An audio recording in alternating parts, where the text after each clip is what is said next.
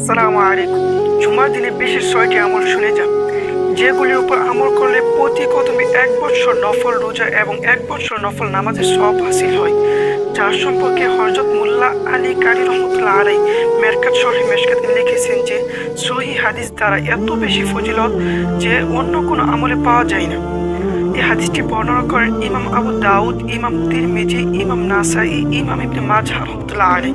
হাদিসটি হলো ওই: 1 নাম্বার, পরিষ্কার পরিচ্ছন্নতা কাজ সেরে গোসল করা; 2 নাম্বার, তাড়াতাড়ি মসজিদে যাওয়া; 3 নাম্বার, মসজিদে পায়ে হেঁটে যাওয়া; 4 নাম্বার, ইমামের কাছাকাছি বসার চেষ্টা করা; 5 নাম্বার, অহেতুক কথাবার্তা কিংবা অন্য কিছু না করা; 6 নাম্বার, আত্মীয়তার শুরুতে বসে মনোযোগ সহকারে খুতবা শোনা।